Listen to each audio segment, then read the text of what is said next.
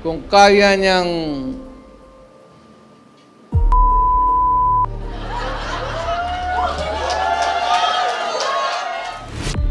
huwag kang magturo dyan sa mga kalaban mo, kagaya ko, kasi ako, hindi na ako kandidato. Bahalag mga bungi! Basta, hindi ako lilipat ng kampo. Yon po, itaga nyo sa bato! Hanggat kakaunti po ang boses natin sa Senado, we will not be able to institutionalize or turn into law ang mga paniniwala na ginawa at pinakilala sa atin ni Attorney Rodrigo Duterte. Kailangan po ng bagong panggobyerno, hindi po yung trapo, hindi po yung utak ayuda. Kailangan po ninyo yung abogado na lalaban para sa inyo, para sa katuwiran. Sapagkat kung wala po kayong dadalhin abogado doon na magtatanggol, our country will be going to the dogs. Ang suka ang kalaban ng tanso. Ang suka ang kalaban ng pekeng ginto. Inutusan po akong bumili ng suka at bumili ako ng suka. Siniguro ko na talagang suka yung aking binili, hindi po droga yung aking binili. Ano ang kanilang mga ginagawa ngayon? Tinitira si PRRD, tinitira si Vice Inday Sara, tinitira si Mayor Baste, tinitira si Congressman Pulong. Bakit? Ano ang apelyido nila? Duterte.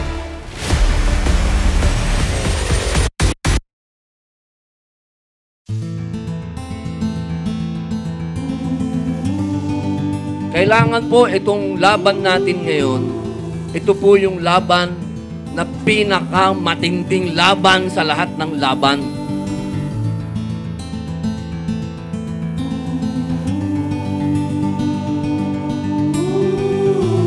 I am very humbled, kami po lahat dito ay very humbled na kayo po ay dumalo dito sa ating proclamation.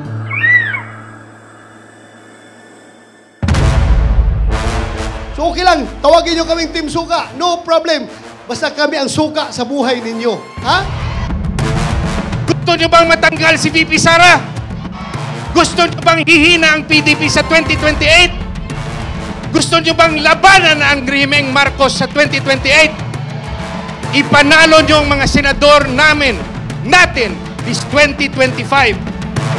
Para sa akin, ang PhilHealth po, para sa health yan. Hindi naman negosyo ang PhilHealth. Ang PhilHealth po ay insurance na meron tayong masasandalan tuwing tayo'y nagkakasakit. Siya po ay galing sa kahirapan, kaya naiintindihan niya ang kahirapan. Maniwala kayo o hindi. Si Pastor Apollo Sikibuloy noon, dahil sa kahirapan, ay gumagawa po ng suka.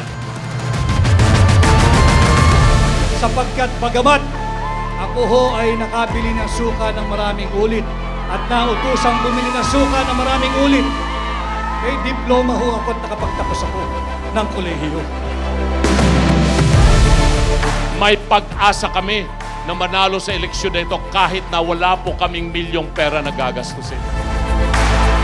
Nagnanakaw daw si Inday! Ay, ito naman at sa akin! Walang Duterte yung magnanakaw!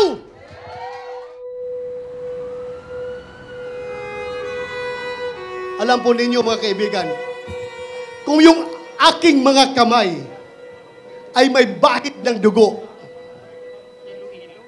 hindi ko po yan ikinakakahiya. Kung yung aking mga kamay ngayon ay may bahid ng dugo, dugo ng mga masasamang tao, kung kinakailangan na madumihan ng dugo ng masamang tao ang aking kamay para maprotektahan ang buhay ng mga matitino, mababait at mga law-abiding citizens, gagawin ko po yun.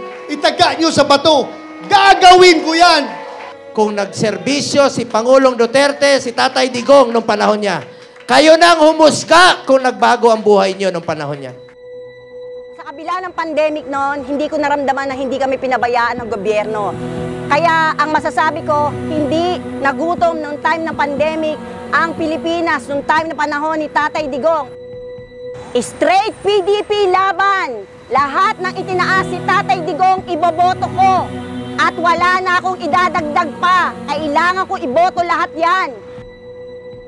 Kaya ko nandito ay upang sumuporta. Kami po ang mga dating kanwe na mga sumurender sa ating pamalaan, dating miyembro ng CPN-PNDF.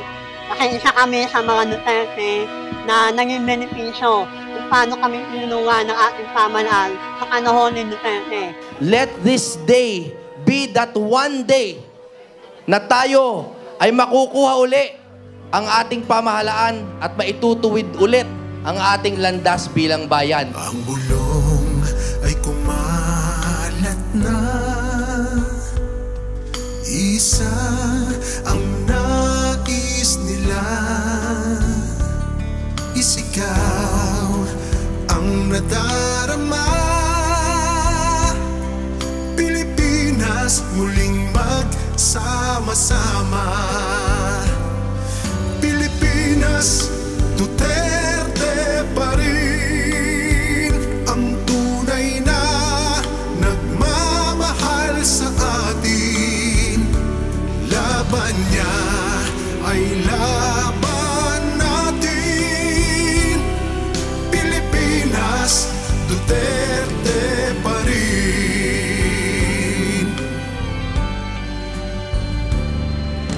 Inang bayang minamahal,